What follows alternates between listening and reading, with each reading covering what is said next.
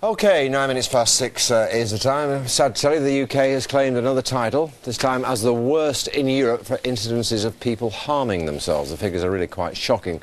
1 in 10 people commit self-harm, and the highest cases are amongst teenage girls. Girls like 17-year-old Sarah Costello here, who started harming herself when she was just 13 years old. Sarah kept a diary of her experience, which she very kindly agreed to share with us. I did it this morning twice, and I was right. I'm sat here nearly crying. Almost 8 weeks I'm not cutting wasted.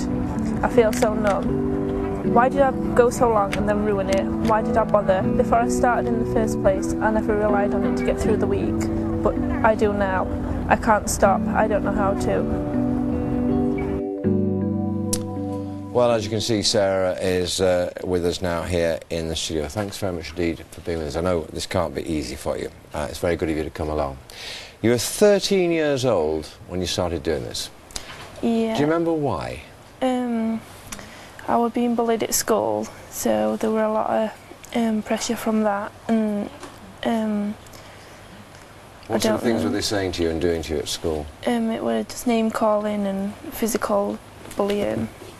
And that got you down? Mm-hmm. Yeah. So, how did you harm yourself the first time? Do you remember what you did? I was cutting my legs, but it didn't really become a regular thing till I was 15. Mm-hmm. And were you cutting your legs, what, with a razor from the bathroom, or a knife, or a razor from the bathroom? Did no one notice that? No, because I could keep it covered. Pull your socks over the top of the cut, yeah? Mm. And how often do you think you would do that, Sarah? Well, when I was 13 it were only a couple of times. When I was 15 it were at least once a day. Yeah. Because the bullying got worse and worse. Was the bullying the only cause of you doing this? No, my grandparents died within 2 years of each other as well. And that was a big setback for you. You were close to your grandparents? Yeah. Did you ever, no one knows, you hid this very successfully obviously, but did you ever talk to anyone, even one of your own school friends about it at all? No, not until my parents found out. How did your mum find out? She read my diary. Did she? Mm-hmm. And then she got help? Yeah. OK. What sort of help did you get, and how useful was it? I saw a counsellor a couple of times, which were quite helpful for a while, and then I started seeing a counsellor again in November. Mm-hmm. And how are things now? All right, yeah. You're getting better? Yeah. That's good to know. Paul's with us from Mine. Good to see you, Paul. Thanks very much indeed for being with us. We can take no pride at all, can we, in having a bigger problem than any country in Europe with this, in this regard. More people in this country self-harming themselves than anywhere in Europe. Why is that? Well, I think it's very hard to tell the real reasons why anybody makes a decision to harm themselves.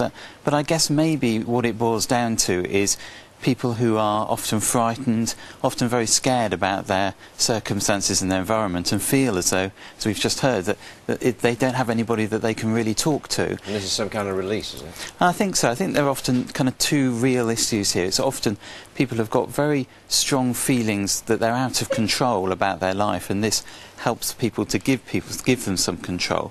But also I think for many people there's an issue about something which they do then own. It's something that they have a real sense of control in their lives when often everything else is out of control. And it must be very difficult for parents, like Sarah's mother, for example, because Sarah, as she's just been telling us, covered up the cut she made to herself, so her mum wouldn't, necessarily notice. I mean, what are the telltale signs are there for people who are close to young people like Sarah? Well, I think it's a really important point, because a lot of people think that self-harming or self-injury in some form or another is a public thing. In fact, it's a very, very private thing. It's something that people will go to great efforts to try to hide from their family or from other people, friends as well.